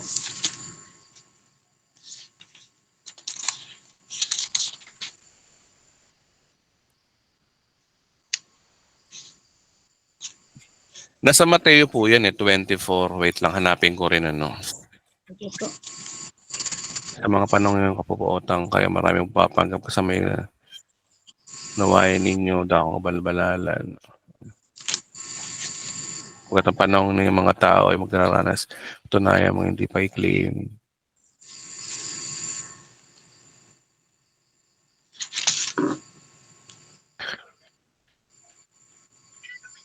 Tandaan niyo magaganap na lahat ng bagay. Ito, Mateo 24:34, ang sabi rito, no, tandaan niyo magaganap ang lahat ng ito bago mamatay ang mga taong nabubuhay ngayon. Lilipas ang langit, so in generation. So, ibig sabihin, tandaan niyo magaganap ang lahat ng ito bago mamatay ang mga taong nabubuhay ngayon. Alin yung magaganap? Yung tribulation na sinasabi rito sa buong 24.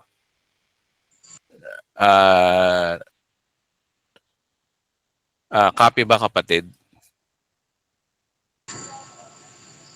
Ay, yung tinutukoy po pala dyan niya is yung ano po.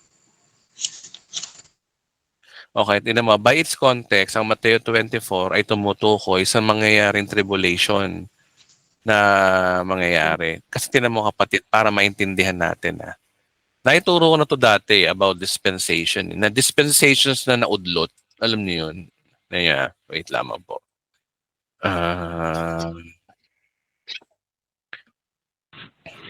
Yan nga po, parang pong naisip ko lang po na sabi ko, baka po ito tungkol po doon nga sa parang, yung parang ano mo po, yung theory mo po yata yun. Ano ba yung theory po ba yun or ano na nabanggit niyo po sa mga videos niyo po na parang darating, sana po po yun. darating.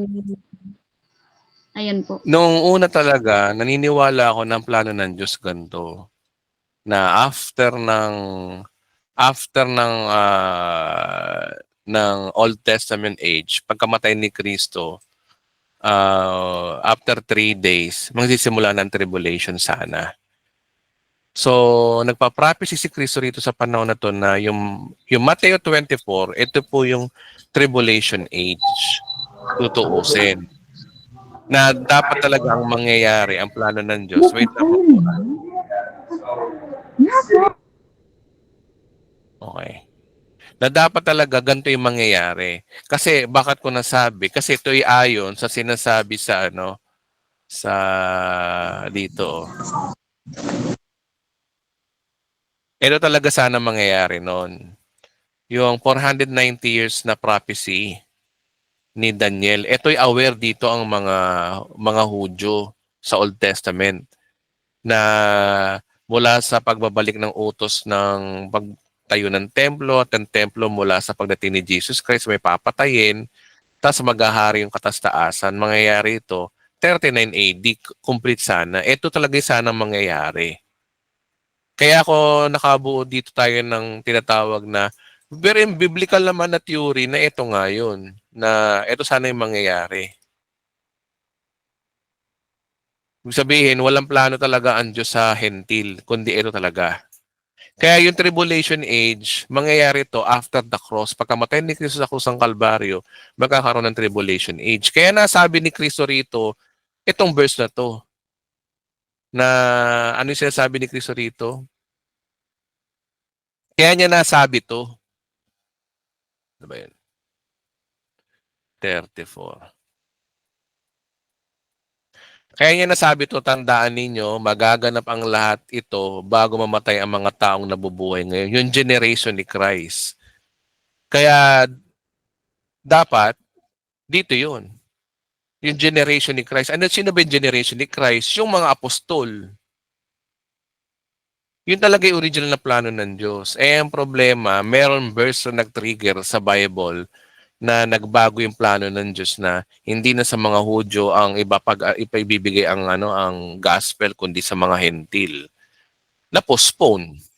Kaya ang nangyari, imbis na ganyan, nabago yung plano ng Diyos. Kasi nga ito ay nireject ng Diyos sa mga Hudyo, naging ganito siya. Ito. Oh. Pumasok yung church age. Imbis na eto kagad. Imbis na ito yung mangyari, ito yung nangyari. At it takes 2,000 years. Ayon sa Hosea, na 2 days ire-restore uli ng Diyos ang Israel, yung 2 days na yun, or 2,000 years. 2 days is equivalent, days is equivalent to 1,000 years ayon kay Peter. So, kapatid, sa tingin ko, yun yung dapat natin makita na wherein hindi nakikita to nung araw ng ibang nagtuturo eh. Na kahit ako rin ngayon ko lang to na-discover na yun, ito yung sinasabi ni Kristo. Kasi si Kristo nasa panahon pa to ng hindi pa siya namamatay sa krus. Wala pa tayo sa dispensation ng after niyang mamatay. Kasi nga, after niyang mamatay, doon mo malalaman kung nireject ng Hudyo si Kristo o hindi. Eh, nireject. Ang Diyos, bagamat may plano siya, hindi nawawala yung kanyang pagsunod sa free will ng tao. So may paraan pa rin ng Diyos. Dapat talaga ganun ang plano ng Diyos. Mauna muna mga Hudyo bago tayo mga Hentil. Eh, nangyari, inuna muna tayo mga Hentil. Tapos may bilang pa yata tayo bago dumating yung rapture. So, ganun po yung kapatid ang konteksto nito.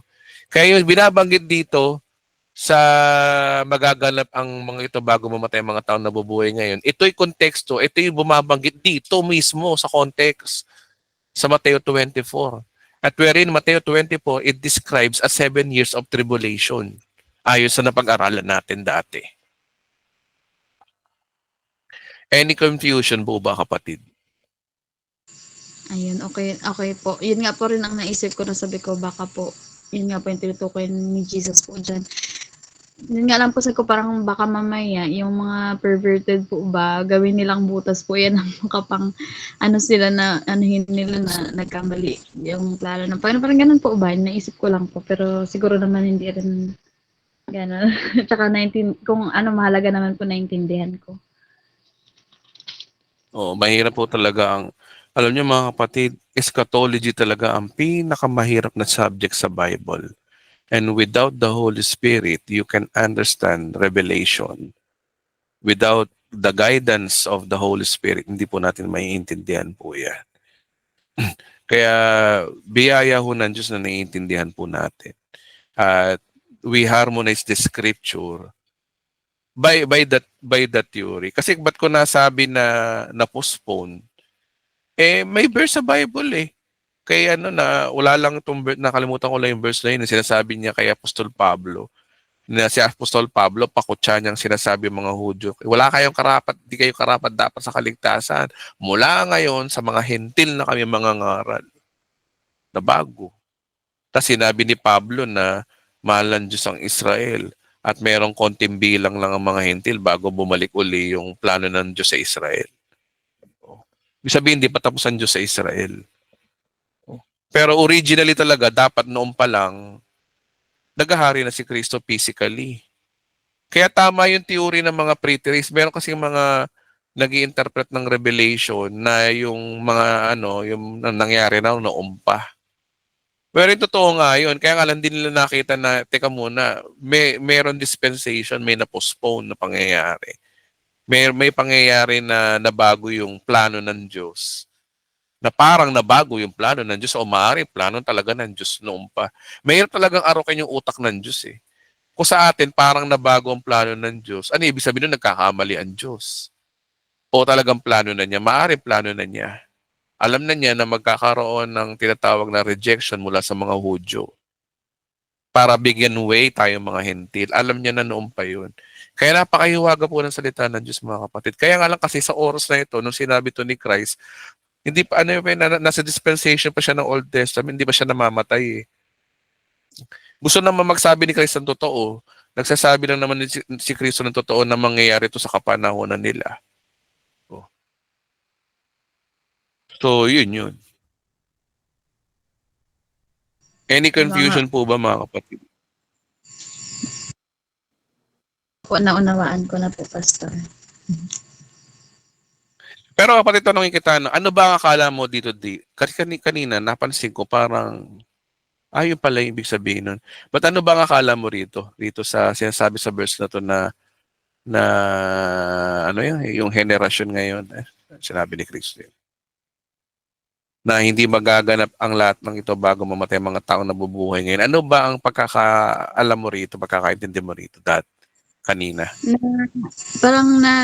Parang theory ko lang din po na parang naisip ko po na baka kaya po sinabi ni Jesus dyan, ito po na kasi po 'di ba si John the Beloved po, yung nakakita po ng revelation. Sabi ko baka po siya yung tutukoy dyan na buhay pa siya tapos nakita niya na yung future. Parang ganun po ba? Pwede rin. Pero kasi ang ano diyan, ang nakita ni Christ diyan, sabi dito, magaganap ang lahat ng ito ngayon bago mamatay ang mga, kasi hindi naman iisang tao lang. Sabi ito, ang mga, plural na tao. Ang mga nabubuhay ngayon. Kaya ang theory dito is all about nakaangkas si Kristo doon sa original na plano ng Diyos na pagkamatay niya, pagkalibing niya, pagkabuhay na maguli, magkakaroon ng 7 years of tribulation. Na wherein, yun yung perfect timing na generation ni Christ. Generation na pa ng apostol mangyayari sana ang 7 years tribulation. Kaya nabanggit ni Kristo. Opo. Kaso nga lang po nagkaroon ng ano kasi hindi po naniwala po yung mga ano niya po. Mga Hudyo. Po, it makes sense nga po. Kasi kung binanggit dyan, tandaan nyo, magaganapan lahat ito bago babatay ang taong nabubuhay ngayon. Kung ito ay singular na tao, pwedeng si John the Beloved ang binabanggit doon. Pero sabi dito, ang mga taong nabubuhay ngayon, ibig sabihin, ang tinutukoy ni Kristo dito, yung mga generation na nabubuhay ngayon, ay aabutan tong pagdating ng anak ng tao. Kasi tingnan mo yung context, verse 33. Ganyan din naman, pag nakita ninyong lahat nito, malalaman ninyong malapit na ang pagdating ng anak ng tao. Talagang malapit na. Pag sinabing malapit na, 7 years na lang. Kaya ang konteksto dito yung pagdating ng anak ng tao. At pagdating daw ng anak ng tao, magaganap daw ito sa head generation din nila sa panahon nila. So it is very clear na they are expecting na yung tribulation age mangyayari sa panahon nila. Yun po yung ano dun. Amen. Amen. Amen po. Sige po. Salamat Kate no sa iyong oras. Any questions po? Okay na po ba? May question pa po sana ako pero parang nahiya na po kasi parang marami na pong gustong magtanong din. Sige, paborang ka ng Diyos. Sige, isa lang kapatid. Isang tanong na lang. Pagbigyan kita. Sige po. Sa 1 Timothy po sana, chapter 2, verse 15 po. Yung about po sa mga babae daw po na parang maliligtas sila sa pagkakaroon ng anak po ba yun? Parang ganun. Sabi dito, no, ngunit maliligtas ang babae sa pagsilang ng sanggol kung magpapatuloy siya sa pananampalataya, pag-ibig ka ba na maayos mo. Tingnan natin yung konteksto. Konteksto kasi ito kapatid eh. Mukhang tatalon tayo rito mula verse 1. Bakit nasabi ito ni Pablo na ngunit maliligtas ang babae sa pagsilang ng sanggol kung magpapatuloy siya sa pananampalataya? Bakit niya sinabi yun? Basahin natin by context. Sabi, una, pinapakusap ko yung dulog sa inyo sa Diyos, ang kahilingang panalangin pagsamo sa pasasalamat sa ng tao. Dalangin ninyo ang mga hari at makapangyarihan upang kayo makapamuhay ng tahimik, mapayapa at makadiyos marangal. Ito ang mabuti na nakalulugod sa ating tagapagligtas. Ibig niyang lahat ng tayo maligtas at makaalam ng katotohanan ito. So, So yun yung topic, is all about the gospel of salvation na malaman ng lahat ng tao. Sapagkat iisang Diyos lamang, tanging si Jesucristo lamang ang taong tagapamagitan sa atin ng Diyos. Oh, favorite verse ng mga iglesia ni Cristo to eh. Porque binanggit na tao, tao na si Cristo. Sabi dito, hindi po yun ang sinasabi ng context. Totoo si Cristo tao, pero siya ay Diyos. Diyos at tao. Totoong Diyos siya, totoong tao siya. True God and true man. Yun po yung totoong sinasabi ng Biblia. Verse 6, inihindog niya ang kanyang buhay upang tubusin ang lahat ng mga kasalanan. At katotohanan ito ay pinatunayan sa takdang panahon. Dahil dito, ako'y pinili upang maging mangaral, apostol at tagapagturo ng mananampalataya. Katotohanan ito para sa ating mga hentil. Linaw na verse, no? Na si Pablo talaga ang apostol natin eh. Totoong sinasabi kong ito at hindi ako nagsisinungaling. Sa lahat ng dako, nais kong ang mga lalaki. Ito na naman yung context. Hermeneutics. Sa lahat ng dako, ito naman yung nais kong. Sabihin, nais niya. Nais ni Pablo, hindi utos ng Diyos. Nais lang niya. Nais ko ang mga lalaki manalangin ng may malinis na puso, walang sama ng loob at galit. Tama naman. Maganda yun. Pero nais niya. Ito'y sa ganang kanya. Nais niya. Oh. Kasama sa nais niya yung verse 9. Ang mga babae naman ay dapat maging mahinhin, maayos at maingat sa pananamit at ayos ng buhok. Oh. Nais ni Pablo to. Pero kung tatanungin mo ang Diyos, labas ang Diyos dito. Hindi naman pinakikailaman ng Diyos yung buhok mo eh. Hindi naman pinakikailaman ng Diyos yung gesture mo eh. Pero to ay nais ni Pablo kasi sabi rito, nag-initiate sa verse 8, nais niya. Okay?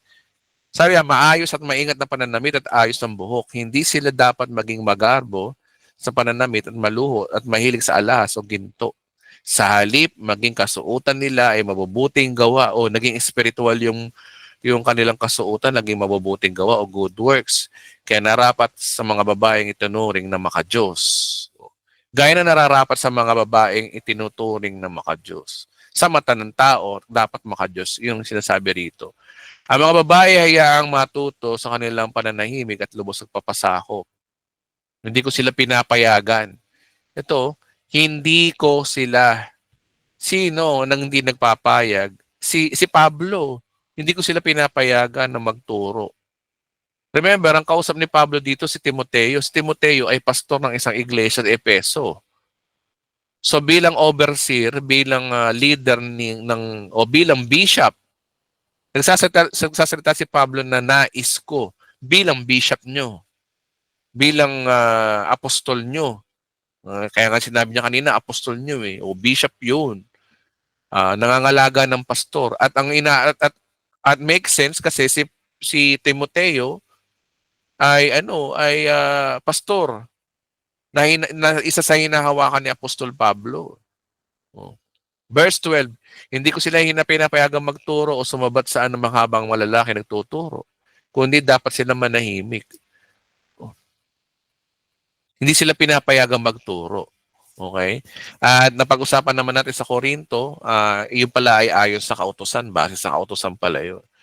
Okay, sapagkat si Adan ang unang nilalang bago si Eva at hindi si Adan kundi si Eva ang nadaya sa nagkasala. Okay? So porque ang issue pala rito, sapagkat si Adan ang unang nilalang bago si Eva at hindi si Adan kundi si Eva ang unang nadaya sa pagkakasala. Ngayon, doon papasok yung verse 15. Kung si Eva ang unang nadaya at nagkasala, pinagtibay ni Pablo na ngunit maliligtas ang babae sa pagsilang ng sanggol kung magpapatuloy siya sa pananampalataya at pag-ibig kabanal at maayos na pamumuhay.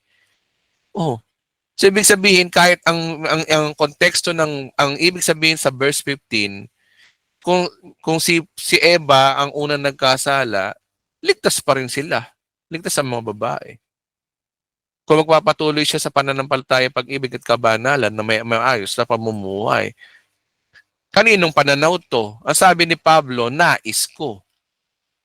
Ito ay isang practical lamang to ng pangangaral ng isang pastor sa isang bishop sa isang pastor na dapat ganito mangyari sa iglesia mo, sa church nyo. Pero it doesn't mean na gagawin mo tong parang doctrine na babae ay ano connection ng kaligtasan sa pagsilang ng sanggol kung tutuusin. Tingnan natin sa Greek kung ano yung totoong sinabi. King James. Notwithstanding, she shall be saved in childbearing if they continue in faith and in charity and in holiness.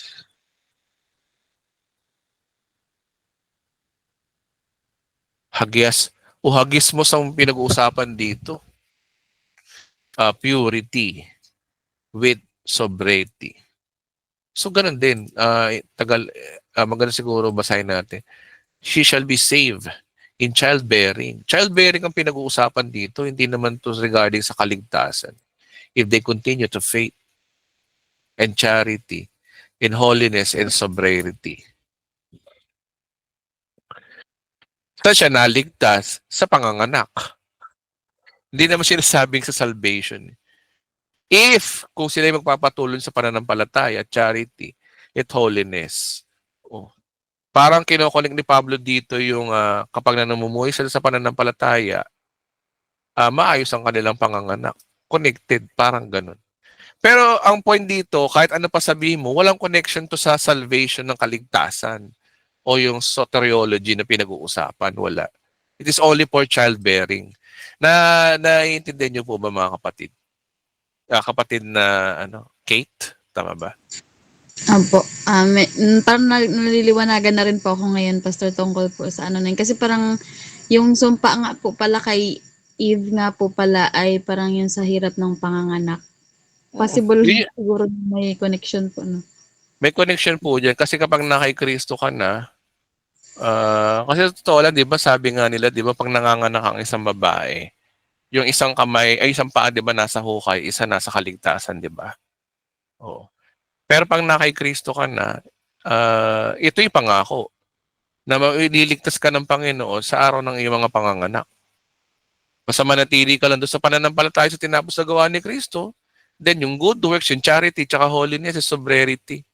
Oh. Ito ay lang yan, mga bunga-bunga lang yan. Pero ang salvation dito is all about childbearing. Ang linaw, save in childbearing. Hindi naman sinasabing save in life o tungkol sa kaligtasan. Hindi naman. Childbearing ang topic po dyan, kapatid. So, wala po yan. Wala pong connection po yan sa soteriology. Opo, tama nga po. Okay? Opo. Tama yung sinabi mo. May wisdom ang Panginoon sa sinabi mo na ligtas dahil nga ang babae may sumpa sa panganganak, di ba? O pwedeng mamatay ang babae, pwedeng hindi. So, yun po yun. Yun yung sinasabi ni Pablo dito. Opo, salamat po, Pastor. Naliwanagan na po ako. Okay po. Okay. Okay, salamat sa Banal na Espiritu at nililiwanagan tayo, no? So, 9:44 p.m. Patuloy lang tayo sa pag-entertain ng sagot ng mga inyong mga katanungan. Sige nga, isa sa mga bago rito, si J Max. J Max ba 'yon? Lalaki to, I believe. Pwede James lang kayo po, magtanong, Pastor. sir. Hello po. Hello Good po. evening po. Good evening po. Bago lang po ako sa inyo, Pastor. Charito po sa lahat. Sige po, tanong lang po tayo. Okay na. Salamat. Tatanong ko lang, Pastor, yung context po nung Matthew 16 verse 8. Kasi po may nakausap ako Katoliko, ang sabi po niya is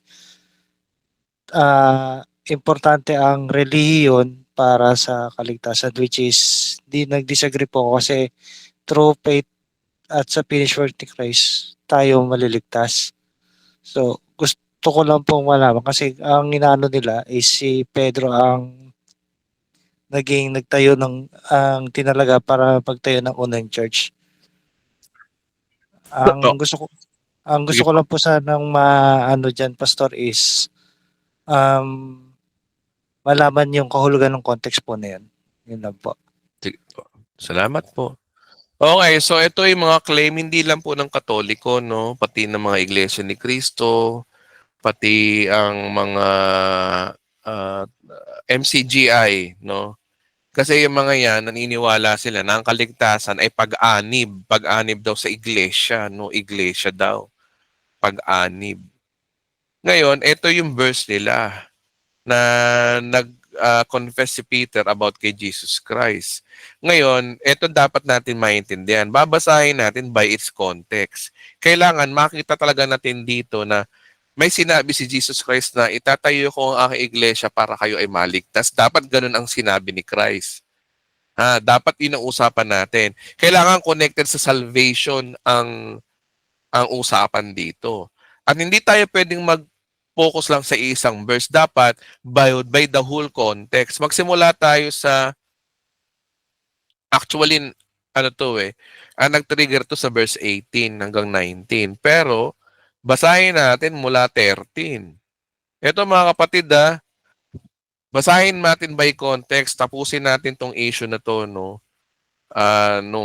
Na sinabi na itatayo daw ni Cristo ang kanyang iglesia. Ang tanong ba, iglesia ba talaga ang sinasabi niyang kaligtasan? Basahin natin. Okay, simulan natin sa 13. Sabi dito, no, nang dumating si Jesus sa bayan ng Cesarea ng Filipos, tinanong niya ang kanyang mga alagad, ano ang sinasabi ng mga tao patungkol sa anak ng tao? So nagsusurvey si Jesus Christ na tinanong niya yung kanyang mga alagad. Parang nagkukwentuhan lang sila, no? Nagkukwentuhan na talaga sila. Ano na, kamusta na? Ano bang nasasabi ng tao tungkol sa akin o bilang saan o anak ng tao? Verse 14, sumagot sila, ang sabi po ng ilan kayo ay si Juan Tagabautismo. May nagsasabi naman po ng iba na kayo si Elias. At may nagsasabi naman pong si Jeremias at isa sa mga propeta. So yun sagot ng mga alagad. Lord, sabi ng iba na kayo daw si John the Baptist, si Elias, iba naman John the Baptist. Ngayon, nagtanong uli si Christ. Pero nga ang tanong, ngunit para sa inyo ba, sino ba talaga ako? So yun ang usapan, ano? Ngayon, sumagot si Pedro. Kayo po ang Kristo, ang anak ng Diyos na buhay. So ang topic dito ay yung pagiging anak ng Diyos ni Kristo bilang Mesiyas. Kasi tinatanong ni Jesus Christ kung sino siya sa mata ng tao. Okay?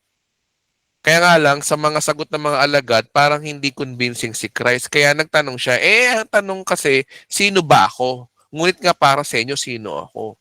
Merong hinahanap si Kristo na sagot na kailangan sabihin ng mga taong to na ako ba talaga si Kristo. Kasi ang babangan naman nun, John the Baptist ka lang, Jeremias ka lang, Elias ka lang. Kaya yun po yung nangyari. Ngayon, sumagot si Pedro. Sabi niya, kayo po ang Kristo, ang anak ng Diyos.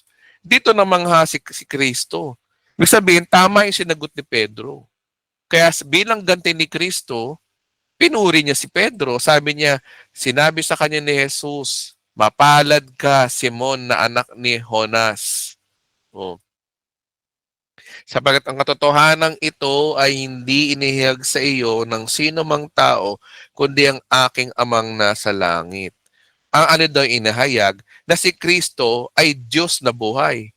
O si Kristo ay Kristo. Si Jesus ay Kristo. Yun ang trigger dito, yun ang topic dito, yung pagiging Mesiyas si Kristo. Okay? Hindi yung tungkol sa iglesia ang topic dito. Ngayon, may nabanggit si Kristo sa iglesia rito eh. Verse 18, at sinasabi ko sa iyo, ikaw ay Pedro. Hindi to pangalan ni Pedro, kundi kung titignan mo sa Greek, ito ay Petro, ibig sabihin bato, ikaw ay bato. At sa ibabaw ng batong ito, itatayo ko ang aking iglesia. Sinabi lang ni Kristo na itatayo niya ang kanyang iglesia. Ano mangyayari? At ang pintuan ng daigdig ng mga patay ay hindi magtatagumpay laban sa kanya. Totoo naman, di ba, na pag sinabing itatayo, future pa lang to. Sabihin, nandito pa lang tayo sa panahon na to. Ito. Dito pa lang sinasabi ni Christ yun. Ay, teka lang, hindi yan yun. Wait lang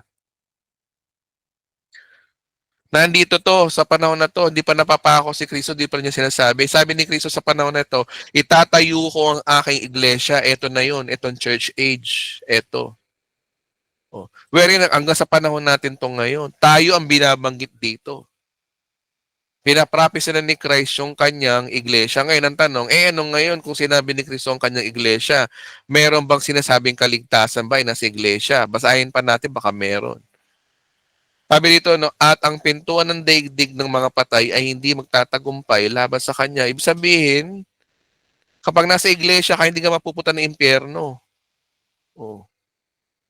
O ngayon, verse 19, hanapin natin na, at ibibigay ko sa iyo ang mga susi ng kaharian ng langit. Ang ipagbawal mo sa lupa ay ipagbawal sa langit. Ang ipahintulot mo sa lupa ay pinantulot sa langit. At maigpit niyang inuutos sa kanyang mga alagad na huwag sabihin kanino man na siya ang Kristo. Ang topic dito ay pagiging Kristo niya. Ngayon ang tanong, anong connect na iglesia dito? Oo, nabanggit nga iglesia rito, pero ang tanong, may sinabi ba dyan na ang kaligtasan ay nasa iglesia? May sinabi ba? Wala naman na. O basahin natin, baka meron. Mula noon, pinalam na ni Jesus sa kanyang mga alagad na nangyari sa kanya, sinabi niya dapat magtungo. O, ibang istorya na to. O, nasan yung sinasabi iglesia rito ay maliligtas? May sinabi ba na iglesia ay maliligtas? Wala naman sinasabi eh. Nagkwakwentuhan lang sila dito eh. Yun yung nga, yung context. Tsaka ang topic dito, yung pagiging Kristo ni Kristo, na siya ang Kristo.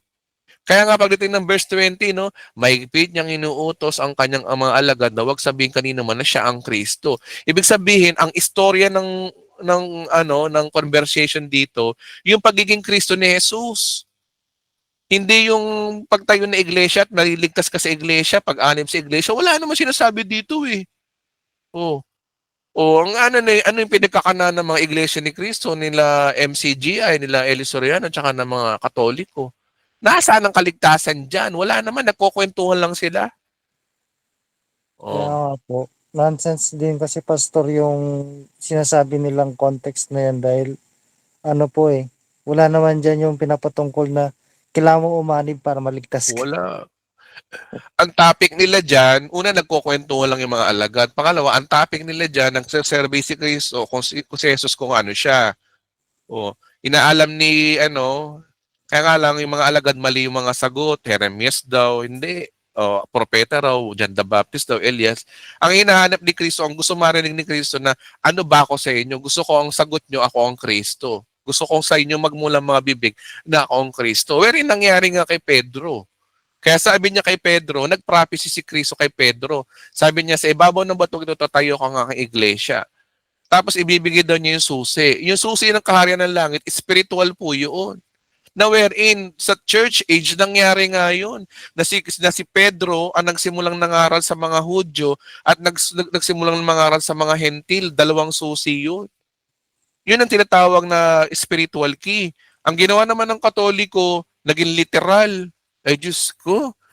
Pag pumunta ka raw ng langit, may sasalubong sa'yo si Pedro, may susi, may manok pa. Ay, nako. Ginawang literal. Hindi po yun ibig sabihin. Kaya mga kapatid, tandaan nyo mga kapatid, mahalaga rito to know its context. Yun ang conversation ngayon. Ang tanong dito, nasaan dito yung sinasabi na ang iglesia ay maliligtas? Pag umalib ka sa iglesia, meron ba? Hindi yun ang topic. Out of context ang turo nila. Kaya yun ang problema kapag hindi tayo nagbabasa ng context. Tama. So kapatid, sa tingin ko, yun ang sagot natin dyan. No? Walang sinasabi, walang malinaw na sinasabi dyan ang pagpasok sa iglesia ay kaligtasan. Wala. Kasi ang topic po dyan is all about si Jesus ay Kristo. Yun lamang po ang pagiging Mesiyas niya. Yun po yung topic po dyan. Hindi po ang topic nila dyan tungkol sa iglesia ni Kristo. Ay, sus. Okay, kapatid. Ay, thank you po pastor, yun lang po. Ang sabang salamat. Charito po sa lahat. Okay, salamat po. Okay, so another meaningful na naman po ngayong gabi ang ating pag-aaral. Alam ko marami pa ho kayong tanong. Maraming salamat po talaga sa inyong pag-attend ngayong gabi. Tandaan niyo po mga kapatid, ang pag-aaral po ng Biblia ay napakahalaga po yung binabasa po natin by its context. Kapag may binigay sa inyong Bible verse, dapat basahin nyo. Urong kayo lagi, paurong lagi. Kasi mahirap po yung ganyan ang problema sa religion ngayon, magdadampot-dampot ng verse, tapos ipapaliwanag na nila. Hindi din natin alam yung context. Sa mga nagtanong sa atin ngayon, napatunayan natin na ang konteksto po sa Biblia ay mahalaga. Kagaya ng tinanong din ni Kate kanina, binasa natin by its context. Itong tanong ni James, by its context. Napakahalaga po nun. Kaya mga kapatid, matuto na po tayo, no? Pag tayo ay mayroong mga verse na hindi natin naintindihan, ang pinaka-basic po talaga, read the text according to its context. Proper hermeneutics. Wag po tayo mag-stay lang sa isang verse. Kasi po, wala ko yung pagkakaiba dyan sa isang nanay mo na nagkukwento na ang pinakinggan mo lang yung kalahati ng kwento, hindi yung kabuuan. Napakahalaga ho sa lahat ng nabuo yung kwento. Kasi po, ang Bible po, ay wala naman po talagang chapter at verse po yan. Wala ho yung mga libro-libro or something. Walang kapitulo. Yan po ay sinulat buong buo. Kaya dapat binabasa po talaga yan ng buong buo. So, yun lamang po mga kapatid, no? At sige po, maga ko na po kayong i-dismiss. Maraming salamat po sa inyong pag-attend ngayong gabi. At gusto ko po malaman na napamahal na po kayo sa akin at sabihin ko sa inyo na mahal ko po kayo lahat. Charito po. Charito, Pastor. Sarito, Pastor. Writing the Salamat. Thank you. Thank you sa lahat. Good night, everybody. Tabit niyo po, Pastor.